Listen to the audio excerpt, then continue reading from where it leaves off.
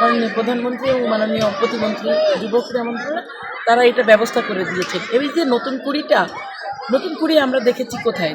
নতুন কুড়ি দেখেছি আমরা সংস্কৃতির ক্ষেত্রে গান, নাচ, অন্যান্য কবিতা, টেলিভিশনের বিভিন্ন ইসে, কিন্তু ক্রীড়ার ক্ষেত্রে এটা একটা জীবন্ত পদক্ষেপ। মাননীয় প্রধানমন্ত্রীর নির্বাচনী ইস্তেহারে ছিল যে ক্রীড়া হলে পেশা, পরিবার পাবে ভরসা। উনি নির্বাচিত হওয়ার কিছুদিনের মধ্যেই কিন্তু আমরা তার বাস্তবায়ন আমরা দেখতে পেলাম। মাঠে এই যে খুদে খুদে শিক্ষার্থীরা, খেলোয়াড়রা এত যে খেলছে, এত বিভিন্ন ইভেন্টে, এটা কিন্তু চমৎকার একটা উদ্যোগ এবং ছাড়া যাবে না। আমরা আশা করছি মুন্সিগঞ্জ জেলা এই টুর্নামেন্টের মাধ্যমে অঞ্চল এবং জাতীয় পর্যায়ে তাদের প্রতিভার স্বাক্ষর রাখবে।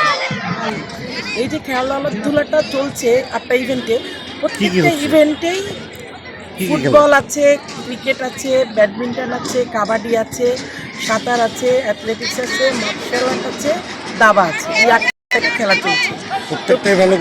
প্রত্যেকটা ইভেন্টেই বালক বালিকারা আছে, তারা অবশ্যই সাক্ষরতা প্রতিভার স্বাক্ষর রাখছে এবং এখান থেকে যারা চ্যাম্পিয়ন রানার আপ হবে তারা অঞ্চল ভিত্তিকে খেলবে, তারপরে জাতীয় পর্যায়ে।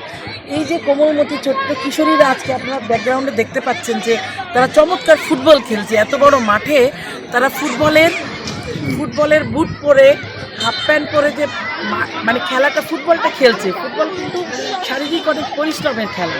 তারা কিন্তু আসছে এবং অভিভাবকরা, শিক্ষক মণ্ডলীরা সবাই কিন্তু তাদেরকে উৎসাহ প্রদান করছে। আমাদের এই মাঠে যথেষ্ট দর্শক হয়, আপনারা প্রথম দিনে দেখেছিলেন এবং সব দিনেই হবে। আজকে আমাদের 2টা সেমিফাইনাল চলছে। বালকদের সেমিফাইনালে 3-1 গোলে মুন্সিগঞ্জ পৌরসভা ফাইনালে চলে। এখন আমাদের বালিকা বিভাগেও টঙ্গিবাড়ি উপজেলা এবং মুন্সিগঞ্জ পৌরসভার মতো খেলা চলছে। যারা ফাইনালে যাবে তারাই অঞ্চল পর্যায়ে খেলবে এবং তাদের এই প্রতিভার স্বাক্ষর যারা জাতীয় পর্যায়ে পর্যন্ত যাবে তারাও বিভিন্ন ধরনের সুযোগ সুবিধা পাবে। তাদের মেয়াদী প্রশিক্ষণ দেওয়া হবে, বিকেএসপিতে ভর্তির সুযোগ করে দেওয়া হবে, ক্রীড়া বৃত্তি প্রদান করা হবে এবং শিক্ষা সহায়তা অনেক ধরনের সুযোগ সুবিধা মাননীয় প্রধানমন্ত্রী এবং মাননীয় প্রতিমন্ত্রী যুব ক্রীড়া মন্ত্রণালয় তারা এটা ব্যবস্থা করে দিয়েছেন। এই যে নতুন কুড়ি আমরা দেখেছি কোথায়? নতুন কুড়ি দেখেছি আমরা সংস্কৃতির ক্ষেত্রে গান, নাচ, অন্যান্য কবিতা, টেলিভিশনের বিভিন্ন ইসে, কিন্তু ক্রীড়ার ক্ষেত্রে এটা একটা জীবন্ত পদক্ষেপ। মাননীয় প্রধানমন্ত্রীর নির্বাচনী ইস্তেহারে ছিল যে ক্রীড়া হলে পেশা, পরিবার পাবে ভরসা। উনি নির্বাচিত হওয়ার কিছুদিনের মধ্যেই কিন্তু আমরা তার বাস্তবায়ন আমরা দেখতে পেলাম। মাঠে এই যে খুদে খুদে শিক্ষার্থীরা, খেলোয়াড়রা এত যে খেলছে, এত বিভিন্ন ইভেন্টে, এটা কিন্তু চমৎকার একটা উদ্যোগ এবং ছাড়া যাবে না।